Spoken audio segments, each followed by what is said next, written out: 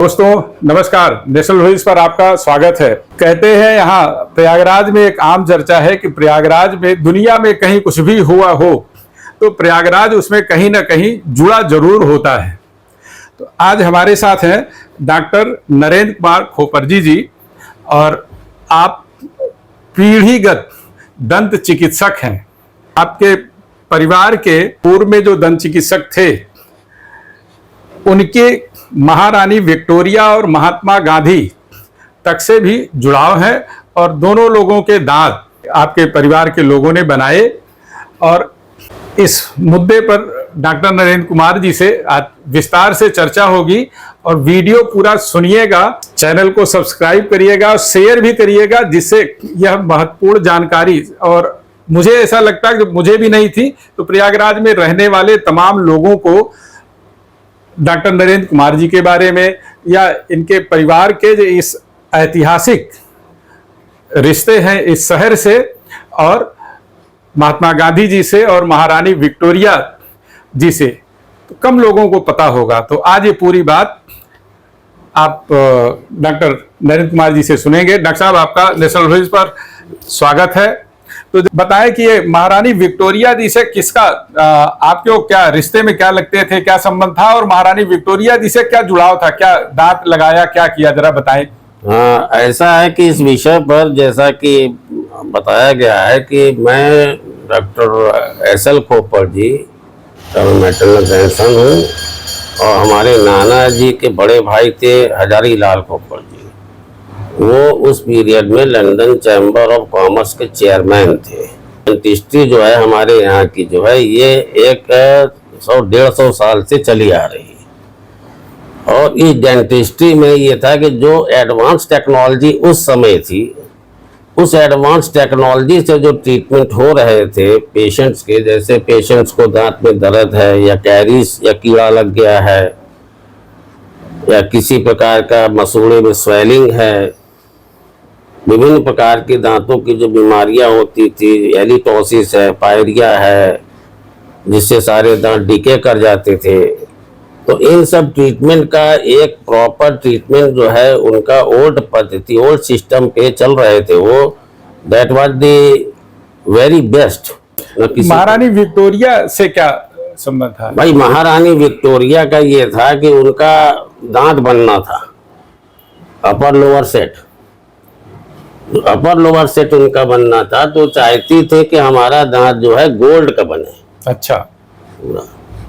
तो गोल्ड का जो दांत बनता है, तो उस समय उसका गोल्ड का दांत बनने का फर्मा किसी के पास नहीं था। उसकी जो डाई होती है प्रयागराज में कि पूरे उत्तर प्रदेश में या उत्तरी भारत में? पूरे इंडिया में नहीं था। अच्छा। कहीं भी उन्हीं के पास वो फर्मा था। आपके नाना जी के पास? अच्छा। तो ये हुआ कि उनको बुलाया गया। जब महारानी विक्टोरिया ने अपनी बग्गी वग्गी दिया, भेजा, सब बुलवाई बैठाई अपने यहाँ, पहले हमारा गोल्ड का दांत बनाइए आप पूरा।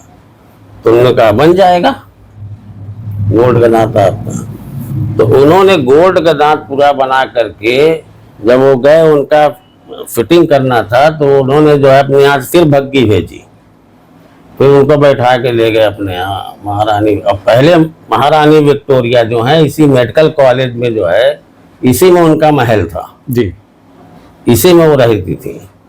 तो वहां पर जो है उन्होंने फिट किया पूरा। जब लंदन से आती थी तो मेडिकल कॉलेज परिसर में जो वर्तमान प्रधानाचार्य जी का जो कार्यालय है, वही महारानी विक्टोरिया जी का आवास हुआ करता। आवास का महल था उनका पूरा। अच्छा। आवास पूरा महल टाइप का बना हुआ जी जी, उसी में रहती थी वो।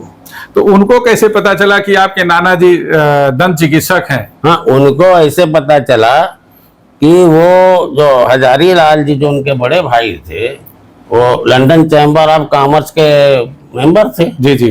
तो वो बराबर उनके यहाँ कोई ना कोई मीटिंग हुआ करे, सब है लंदन में। हाँ, लंदन में भी, यहाँ भी मीटिंग हुआ कर, जाया करे वो हमेशा। जी जी।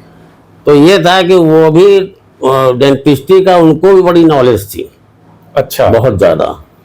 तो उन्होंने बात किया कि हमारे छोटे भाई जो हैं वो आपका ये पूरा सेट बना देंगे, गोल्ड का जो आप चाहती हैं। तो जब यहाँ आई तो फिर यहाँ उनको बुलवाया गया। तो गए तो इन्होंने 1 महीना का टाइम लिया था जी और 1 महीने में उन्होंने बना करके पूरा सेट फिनिशिंग विनिशिंग पॉलिशिंग करके जी जी। सब ले गए, पहली बार में फिट हो गया। अच्छा। और उन्होंने कहा अब आप जो भी खाती हैं, जैसे कोई हार्ड चीज हो कुछ हो तो आप हमको खा के बताइए। जी। तो उन्होंने सब खाया पिया और उससे कहा एकदम फिट है हमको, तो खा पी रहे हैं हम एक दांत से। तो बहुत पसंद है भाई वो। तो उन्होंने अपनी तरफ से काफी इनाम जो होता है सब थाल में लगा करके सब सोने की सिल्ली शर्फी सब उनको प्रेजेंट किया। ठीक है। और दरबानों से कहा भाई इनको वहाँ पहुंचाइए। तो आ गए अपने घर पे। तो डॉक्टर साहब ये बताइए, उस समय तो ऐसा कहते हैं लोग कि जो भी ब्रिटिश प्रशासक हुआ करते थे और तो खुद महारानी के दांत बदलवाए थे, तो जो प्रसन्न होते थे तो उनको बड़ी बड़ी जागीरें दी जाती थी। तो क्या आपके नाना जी को भी कोई जागीर वगैरह मिली कि नहीं, जागीरों में जो जागीर होती असरफी कितनी कुछ मिली? क्या उनको दिए थे 5,000। 5,000 असरफी मिली। और वो सोने की ईंट होती थी। हाँ हाँ, बड़ी बड़ी। जी जी। तो 5 ईंटें दिए थे। अच्छा, 5 ईंटें भी थी? हाँ, सोने की। अच्छा। ये सब उनको प्रेजेंट किया गया। अच्छा। और उनका जो वस्त्र नहीं होता था वो समझी थी भाई की सूट वूट पहनते होंगे सब ये। हाँ हाँ। तो उन्होंने कोट पैंट सूट सब के जो है सब रखवा करके टाई वाई सब उनको लगा कर दिया। ठीक है। उन्होंने सिलवाया भी जी। और सिलवा के जब पहन के वो चले मार्केट में तो सब लोगों ने सोचा कि आज डॉक्टर खोपड़ जी हमेशा धोती पहनते थे, आज सूट पहन के चल दिए। अच्छा। मतलब सब लगे एक तरफ से सब उनको जो है टोकने लगे। अच्छा। अरे डॉक्टर साहब आज आप क्या हो गया है? तो भैया उसी दिन वो आए। हाँ। अपना जो सूट उतार के रख दिए। हाँ। और वही धोती और कोट अपना। अच्छा, फिर पुराने वेशभूषा में आ गए। ठीक। ये महात्मा गांधी जी के साथ क्या प्रसंग जुड़ा था, थोड़ा बताएं। हाँ, महात्मा गांधी जी के साथ में ये था कि वो उनके जो बड़े भाई थे ना, वो महात्मा गांधी जी के साथ भी उठा बैठा करते थे। अच्छा। तो हुआ ये कि उनका क्या वही लंदन में उठा बैठा करते थे, भारत में? नहीं, भारत में भी उठे बैठे। अच्छा। यहाँ भी मीटिंग होती थी तो उसमें उनको बुलाया जाता था। हाँ हाँ। आते थे वो। हाँ हाँ। आते थे, बैठते थे, वो सब करते थे, सब बहुत भारी जलसा होता था। मतलब एक तरीके से पूरा सब लगा रहे उनका नाम सब। तो वहां पर ये हुआ कि उन्होंने कहा कि आपके मुंह में महात्मा जी दांतें नहीं है, कैसे खाना वाना खाते हैं आप? हाँ। तो उन्होंने कहा हाँ क्या करें, फिर हम बनवा देते हैं छोटे भाई से। हाँ हाँ। तो फिर उनका भी दांत ये बनाए, फिर वो चश्मा जो है गोल वाला दिए, जो नहीं होता वो स्प्रिंग लगी रहती है यहाँ पर। हाँ, जो महात्मा गांधी फोटो छपती तो कहीं उनका वो गोल वाला चश्मा छपता है। हाँ। तो वो भी दिए, 2-3 सेट दिए उनको। तो आपके नाना जी का ही वो बनाया हुआ गोल चश्मा था? हाँ, वो तो गांधी जी का ट्रेडमार्क बन गया वो। अच्छा। तो गांधी जी ने फोटो भी खिंचाई थी। हाँ, नाना जी के साथ में। अच्छा। मतलब उसमें उतना ओल्ड एज नहीं था, यंग एज था। हाँ हाँ। अच्छा, मदन मोहन मालवीय भी, विनोबा भावे भी थे, मोतीलाल नेहरू वही रहते थे आपके, वही मीरगंज में। हाँ। तो वो तो रोज ही आके उठते बैठते थे। अच्छा। मोतीलाल नेहरू। तो ये लोग जितने भी हाई डिग्निटी थे सब आना जाना, पुरुषोत्तम दास टंडन थे आपके, और ये गवर्नर कोई थे वो भी आना जाना। जी जी। सब उन लोग का आना जाना लगा रहे सब। और थोड़ा सा खाने पीने की भी लोग शौकीन हुआ करते थे। तो एक बात बताएं डॉक्टर साहब, जब नाना जी उस जमाने में इतने चढ़े हुए पहुंचे हुए डॉक्टर थे, जो महारानी ने उनको बुलाया, महात्मा गांधी जी ने बुलाया, तो क्या फिर आप लोग आगे की पीढ़ी में उनकी जो प्रसिद्धि थी उसको कैरी नहीं कर पाए या क्या हुआ? ये हम लोग को क्या हुआ, क्या चेंज क्या गया? नॉलेज ज्ञान अगर उस समय आ जाती हम लोग को। हाँ। क्योंकि उस पीरियड में देखिए मंगला प्रसाद थे मंत्री। हाँ। वो आके बैठते थे, और ये थे आपके क्या कहते हैं मध्य शालिग्राम जायसवाल थे जी, ये आके बैठे जी। तो इस तरीके से काफी मिनिस्टर्स भी वहां बैठते थे उनके पास सब लोग, क्योंकि वो सभी लोग का काम कुछ जनता में पड़ता रहता है। तो लोग सब अपना अपना संपर्क उनसे ठीक है बना रखते थे। जैसे विशंबर नाथ पांडे थे, गवर्नर नहीं हो गए थे। हाँ हाँ। इनका तो बराबर उठना बैठना था। ठीक है। विशंबरनाथ पांडे जी। हम्म।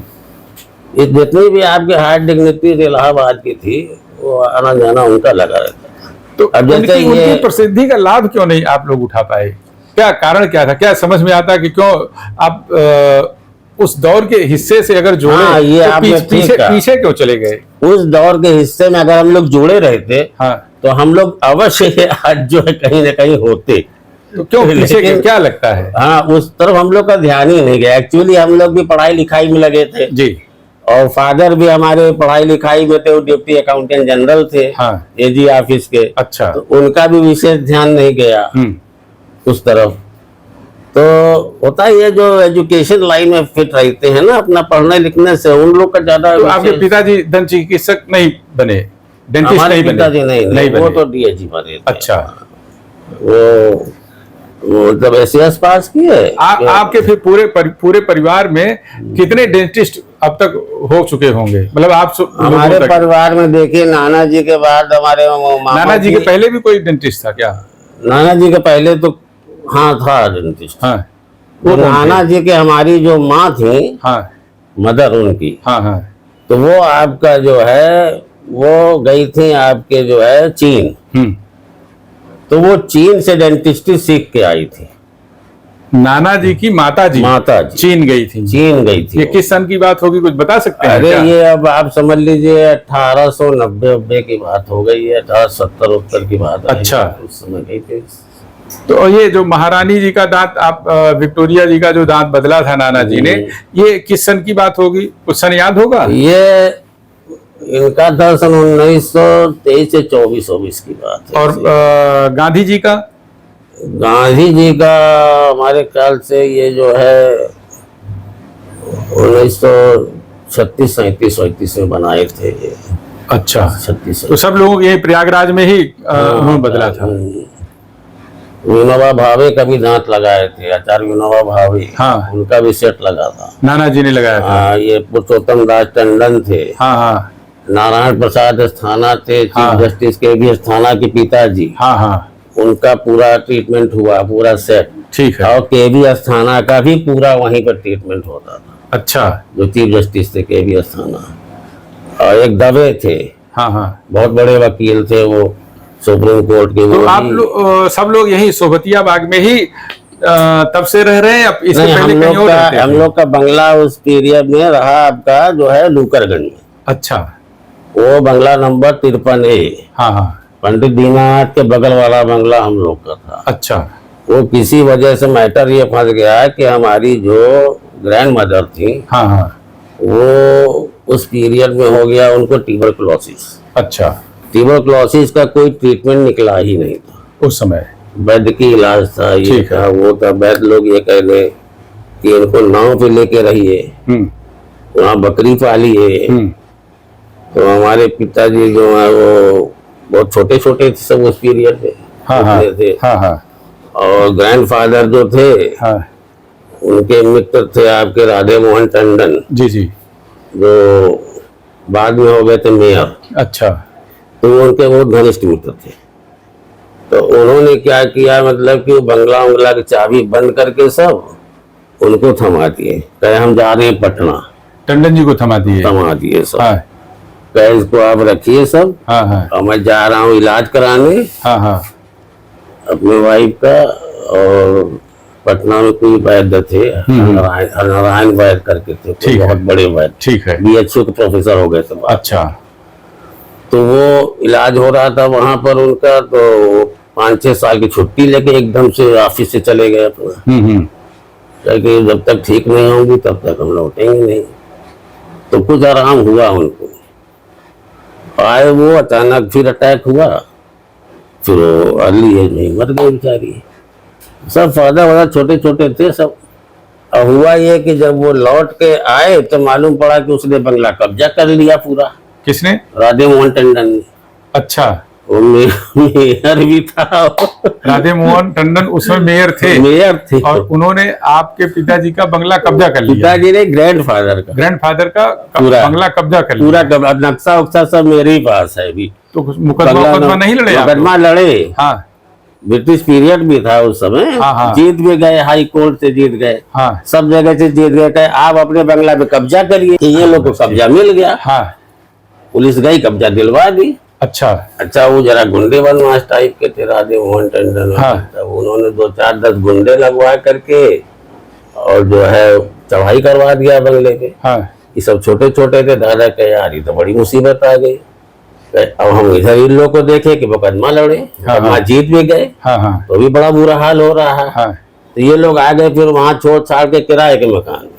अपना पुश्तैनी जो बंगला था वो तो बहुत वीआईपी इलाका हुआ करता था इलाका था लूकरगंज। वो। तो भैया वो तो उस समय सेक्शन अफसर थे उस पीरियड में। उस दौरान तो वहाँ वो ब्रिटिश सेक्शन इंचार्ज थे उस ब्रिटिश पीरियड में लूकरगंज में उनकी सैलरी अंग्रेजों का रखा हुआ है 472 रुपया 12 आना 3 पाई। अच्छा ये उनकी सैलरी के सर्टिफिकेट रखा अच्छा दादाजी का। हाँ तो वो गवर्नमेंट अफसर को मिलता था वहां हाँ, पर, लीज पे था, उन्हीं लोगों को मिलता था सब हाँ। पूरा।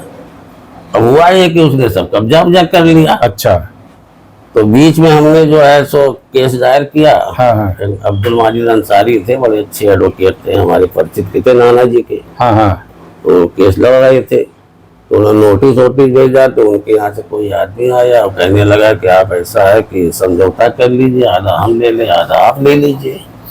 किसने कहा? टंडन? राधे मोहन टंडन नहीं थे, मर चुके थे, उनके लड़के उड़के अच्छा अच्छा यहाँ भी आए थे। हाँ हाँ तो हमारे पिताजी ने कह दिया नहीं ये सब नहीं कर सकते, आधा आधा नहीं होगा, बंगला हमारा है, अब आप हमारा बंगला वापस करिए।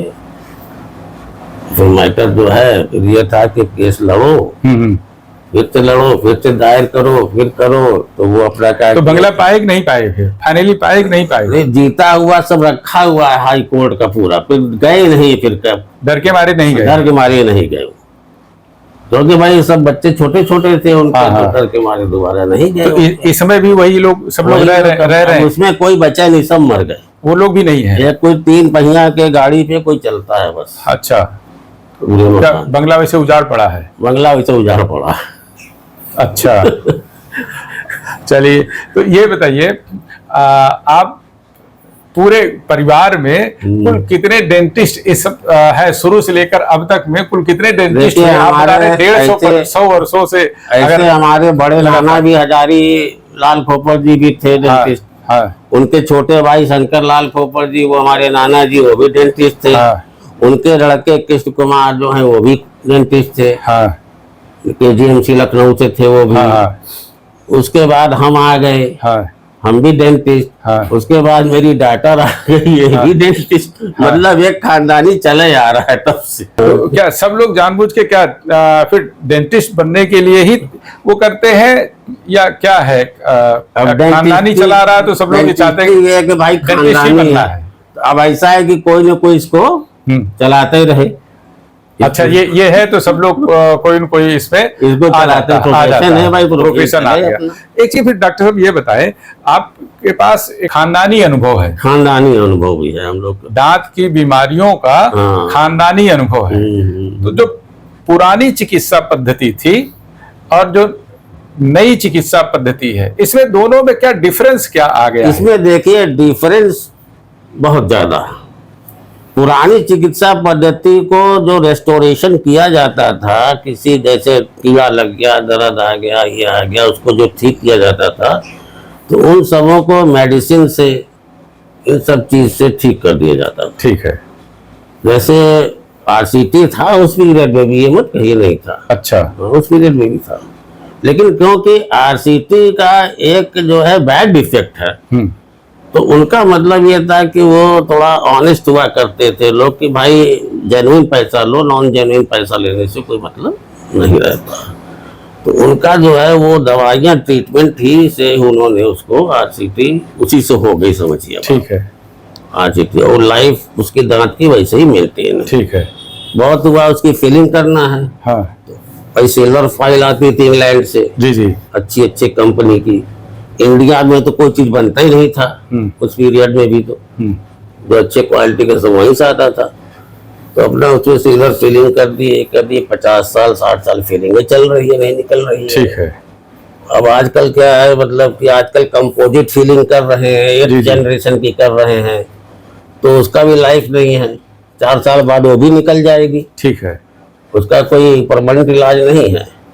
लेकिन जो पहले जो हुआ करती थी, मेटालिक फिलिंग हुआ करती थी, सिल्वर फिलिंग है, गोल्ड फिलिंग है, उसको कर दिया गया है, तो उसकी लाइफ 50-60 साल तक तो आराम से चलेगी, कोई दिक्कत नहीं है। पहले वाले में, पहले वाले पहले वाली जो आरसीटी थी 50-60 साल चलती थी। हाँ। नई वाली आरसीटी वो कई बार 6 महीने वो साल भर में भी दगा दे जाती वो है। आरसीटी नहीं थी, हाँ। वो आरसीटी नहीं किया जाता था। हाँ वो केमिकल्स जो आते थे उनको उसी कैविटी को साफ करके उसमें डाल दिया गया, हाँ वो दांत पूरा ब्लू हो गया। हाँ। उसको कहा तुम कल आना, जब वो कल आएगा तो उसको जहाँ ये वॉश करेंगे, खूब अपना पानी प्रेशर से वॉश करेंगे, तो फिर वो दांत सफेद हो गया। अच्छा, और फिर इन्होंने कट उठा करके उसकी सिल्वर फिलिंग कर दिया। ठीक है। अब वो दांत जो है ना दर्द होगा ना वरद होगा, उसकी नूरिशमेंट भी चलेगी, सब चलेगी, कभी दांत खराब भी नहीं होगा। अच्छा, एक चीज फिर ये बताएं, नए सिस्टम में जो नए डेंटिस्ट हैं, ज्यादातर होता है कोई दांत की समस्या से गया तो पहला वो कि खराब हो गया, सड़ गया, आरसीटी कर दे, रूट कैनाल कर दे। तो ये क्या इलाज है, अस्थाई इलाज है क्या? नहीं, मैंने कुछ परिवार में 1-2 लोगों के कराए, रूट कैनाल भी कराया, आरसीटी भी कराई, लेकिन समस्या का समाधान नहीं हुआ। तो क्या पुराने वाले सिस्टम से नए डेंटिस्ट कुछ सीख नहीं रहे हैं, या नए डेंटिस्ट केवल पैसा कमाने के लिए लपक के, क्योंकि रूट कैनाल कराना थोड़ा सा कॉस्टली पड़ता है, होता है, उसमें हमें लगता है कुछ ज्यादा हो सकता, बचता हो या जो हो मैं नहीं जानता, तो दौड़ के लपक के रूट कैनाल कर देते हैं डॉक्टर। देखिए ये क्या है, क्या? भाई देखिए, रूट कैनाल उनको एक ट्रीटमेंट ही बताया गया है इस नए सिस्टम में जी। वो पुराना सिस्टम से तो अनभिज्ञ है, ठीक है, उन्हें मालूम ही नहीं पुराना सिस्टम क्या था, क्या है क्या नहीं। भाई तुम कर भी नहीं सकते वो, ठीक है। तो उन्होंने रूट कैनाल किया, दांत का लाइफ तो डेड हो गया। उसके बाद जो है उसमें करेंगे वो कैपिंग, तो रूट कैनाल के चार्जेस अलग हो गए। कैपिंग 14,000, 15,000, 16,000 की जब दुनिया की कैपिंग आती है उसको लगाइए तो एक दांत 20,000 तक पहुंच जाता है। जी जी, आराम से पहुंच जाता है, इसमें कोई दिक्कत ही नहीं है। तो पुराना सिस्टम तो हमने बताया आपको, that was the more beneficial and more मतलब सेटिस्फैक्ट्री। एक चीज जरा और बता दें, जो दांत में ठंडा गर्म पानी वाला वो होता है, उसमें भी क्या नए पुराने इलाज में कोई वो है? हाँ बिल्कुल है। क्या है? देखिए, जो ठंडा गर्म पानी लगता है, ये सेंसिटिविटी हो जो होती है, ये आपकी एनामिल्स वगैरह से सब अटैच है जी। Primary dentine, secondary dentine, tertiary dentine, circumpulpal dentine, हाँ हाँ ये डेंटाइन्स होती हैं। हाँ हाँ जब ये डेंटाइन्स जो है थोड़ा सा एक्सपोज करें, हाँ हल्का सा भी हाँ हाँ, जो है, तो वहाँ ठंडा पानी गर्म पानी लगने लगा। ठीक है। क्योंकि जो सेंसरी नर्व्स होती हैं, वो न्यूरॉन्स जो होते हैं, वो कई जगह जो है न्यूरॉन्स हर जगह जा रहे हैं, ठीक है। हर जगह जो पहुंच गए, चाहे दांत हो चाहे कुछ भी, सब जगह पहुंच रहे हैं। तो वो जब एक्सपोज किया जा करके, तो वो सेंसिटिविटी मालूम होने लगी वहाँ। ठीक है। अब उसका ट्रीटमेंट जो था, आप ये कहिएगा कि भाई इसका ट्रीटमेंट पहले क्या था, हाँ अब आप इस लाइन पे आ जाएंगे। हाँ। क्यों? पहले जो थे बहुत जो चीजें थी, जो कि मतलब उसको पेस्ट बनाया जाता था, वो जो डेंटिस्ट जानते थे उसको बनाना, तो उनको उसका फार्मूला पता था। उस पेस्ट को जब आप करिएगा तो सेंसिटिविटी खत्म हो जाएगी। ठीक है। और अब क्या हो गया है कि भाई सेंसिटिविटी हो रही है, तो बहुत से आपके पेस्ट और आ गए, सेंसोडाइन, पेंसोडाइन करके, लेकिन इन सब से कोई भी फायदा नहीं होता। होता ये है कि थोड़ी बहुत लोग कहते हैं दवा खाओ, वो टेम्पररी हो गया, सेंसिटिविटी होगी तो दर्द भी होगा, मतलब अस्थाई इलाज नहीं है। अस्थाई इलाज नहीं है। तो एक फिर और बताएं, जो दांतों का टेढ़ा मेढ़ा होना, किसी का ऐसे निकल गया, किसी का लंबा हो गया, वो हो गया, तो नए उसमें उसको केवल कहते हैं ऑपरेशन है, बहुत लंबा प्रोसेस है, वो 2 साल 2.5 साल समय लग जाता है। क्या आपके पास ऐसी कोई वो है जिसमें कम समय में उसका अस्थाई समाधान हो जाए, अस्थाई इलाज हो जाए? बहुत बड़ी संख्या में लोग परेशान है, खासतौर पर जो लड़कियों खो जाते हैं तो परिवार वाले दर दर भटकते हैं, भाई जल्दी इसका वो ठीक हो जाए, नहीं तो शादी ब्याह में दिक्कत आएगी। ये मैलाक्लूजन होते हैं, ओवरलैपिंग हो जाती है, एक दांत पे एक दांत चढ़ गया है, हाँ हाँ, कुछ हो गया, दांत टेढ़ा हो गया है, और इस तरीके से दांत का जो फेस जो है, फेशियल लुक जो है वो एकदम खराब लगता है। मुंह खोलने पर भी दिख रहा है वो टेढ़ा मेढ़ा वेढ़ा जी जी जी। तो उसके लिए तो ये रहता है कि उसमें ये देखा जाता है इस ट्रीटमेंट में कि अगर इसको हम लोग अलाइनमेंट करें, जी जी, तो अलाइनमेंट में ऐसा ना हो कि कोई दांत इसका निकालना पड़े। उसकी जो बनती हैं आर्थो की सब क्लिप्स वगैरह, ऑर्थोडोंटिक अप्लायंस जो बनते हैं, तो उन अप्लायंस पे ही ज्यादा प्रेशर डालना पड़ता है कि कोई दांत निकालना न पड़े इसमें। अगर बहुत ज्यादा चढ़ा हुआ है कि भाई ये खींचेगा ही नहीं कोई तरीके से, तब हो सकता है कि एक आध दांत इसलिए निकाला जाए कि उनको थोड़ा सा गैप मिल जाए उस दांत को सिमेट्रिकल लाने के लिए। जी जी। तो ये प्रोसेस तो है, लेकिन अब आप ओल्ड प्रोसेस में चलेंगे तो ओल्ड प्रोसेस में भी था, विदाउट अप्लायंस के भी वो ठीक करते थे वो लोग। अब वो था हमारे जो नहीं थे नाना जी, तो वो जानते थे उसका तरीका जो है। आपने नहीं सीखा? वो बहुत टाइप का चीज बनाते थे वो। अच्छा। जड़ी बूटी वड़ी बूटी ये सब तो वो ऊपर मसूड़े से करते थे काम, ऊपर लगा करके। हाँ हाँ। डिफरेंट, तो उससे जो है ये मसूड़ा जो हल्का सा लूज होगा। जब ये मसूड़ा लूज होगा ऊपर से, जो क्रैप्स होती हैं, जो एल्यूलर क्रैप्स होती हैं, वहां तक लूज भाई। अच्छा। जब लूज भाई तो वो अपना सेटिंग कर लिए उसको। अच्छा।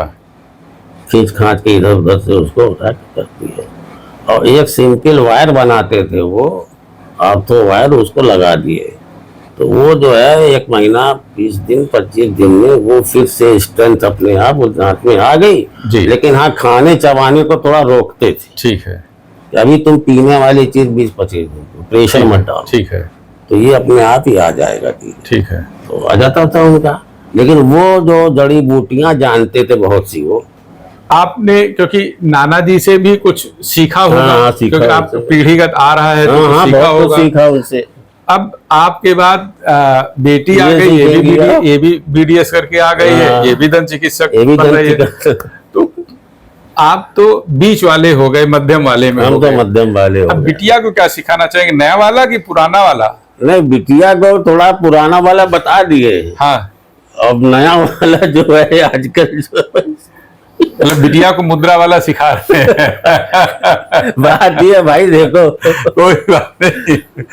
तो दोस्तों, डॉक्टर नरेंद्र कुमार जी ने कई रोचक बातें बताई। कम से कम जो दंत चिकित्सा क्षेत्र में पुरानी चिकित्सा प्रणाली थी उसके बारे में, और नई चिकित्सा प्रणाली जो है उसके बारे में, दोनों में बहुत फर्क है।